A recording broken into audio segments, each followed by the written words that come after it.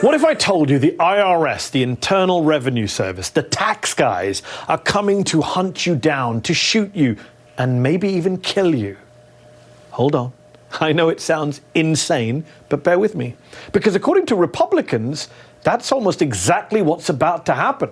The new Inflation Reduction Act is not so much a bill to address inflation and climate change and the cost of prescription drugs, they say, as it is a legislative Trojan horse designed to award one Joseph Robinette Biden, Dark Brandon himself, with a personal and very lethal Praetorian Guard, a government militia armed to the teeth, ready and eager to be sicked upon law-abiding Trump supporters and hard-working small business owners. The right has become obsessed with this new and, I would argue, extremely dangerous conspiracy theory.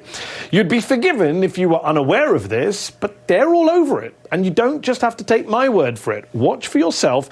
Here's just a small selection of the current craziness. The IRS is already wonderfully, mysteriously, heavily militarized. They've stockpiled thousands of firearms and millions of rounds of ammunition. Why? It's a Praetorian Guard that will be unleashed again. Joe Biden said he was going to grow the middle class, Harris, and unite the country. Instead, you have a government targeting the citizens. They are arming up the IRS like they're preparing to take Fallujah. A little like James Bond, but instead of hunting down evil maniacs, these agents hunt down and kill middle-class taxpayers. Are they going to have a strike force that goes in with AK-15s already loaded, ready to shoot some small business person in Iowa? This is making the IRS, which gentlewoman's time has expired. The Pentagon, the State Department, gentlewoman is no longer recognized. They're disarming you because you cannot be trusted with guns because you're too dangerous. And just in case you missed the theme here, they're hiring another 87,000 armed IRS agents just to make sure that you obey. Got it? Got it? Is it clear? I cannot believe I even have to clarify this, but to be clear, nothing you just heard there is even remotely tethered to our shared plane of reality. It is a mixture of lies, fantasies, paranoia, and sheer idiocy. And this isn't just fringe voices, it's the whole GOP and the whole right-wing infotainment complex. So tonight I want to debunk their dishonest claims about the IRS, but before I do, I am curious, what if it were all true? Why are Republicans upset with the tax police having guns? I thought they backed the blue. They're the law and order party. Notice in this curious Truth Social post the other day, Trump derides gun-carrying IRS agents, as if gun carrying is a bad thing. I thought it was the most American thing possible. I thought we're all supposed to carry guns. Anyways, it is all nonsense and conspiracy. Yes, the IRS is getting almost $80 billion in new money over the next decade from the Inflation Reduction Act. But no, we don't have a Biden-helmed dystopian police state ahead of us as a result, and nor is the IRS on course to become the new Gestapo. Allow me to do some good old-fashioned debunking. First, let's deal with the armed agents hysteria. Look, are there IRS agents who carry guns and use deadly force?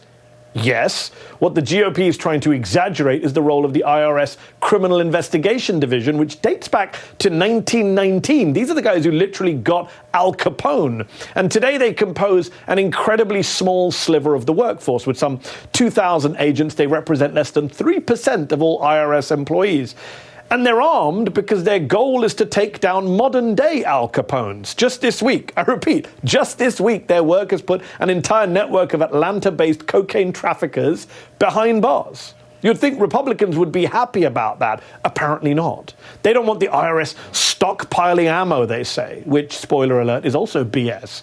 Yes, the Internal Revenue Service bought some $700,000 worth of ammunition this year. Remember the cocaine traffickers they have to deal with? But this is not some new or unusual development. The Trump administration, in fact, spent similar amounts of money annually on ammo for the IRS. So they're not uniquely stockpiling ammo, and there aren't 87,000 armed agents coming to get you. So where did this much repeated and ominous 87,000 figure come from? No, seriously, it's become a quasi-sacred number for MAGA world, to the point where maybe if you say it 3 times into your bathroom mirror, Marjorie Taylor Greene appears with a fully prepared monologue on the Second Amendment. But I digress. You won't be shocked to learn that the 87,000 number isn't true. Republicans are misappropriating data from a May 2021 Treasury report, which stated that given additional funding of almost $80 billion, the IRS could hire 86,852 employees over the next decade as older workers retire. And that's the key point here. More than half of the agency's current employees are eligible for retirement and are expected to leave the IRS in the next 5 years. So most of this money is just replacing existing people.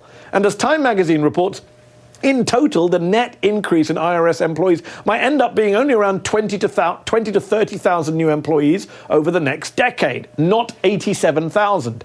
Oh, and only around half of them will be hired to do enforcement. The rest of them are IT personnel, back office staff, customer service reps, technical folks, janitors and the rest, not auditors, not enforcement agencies, not members of the criminal investigation division.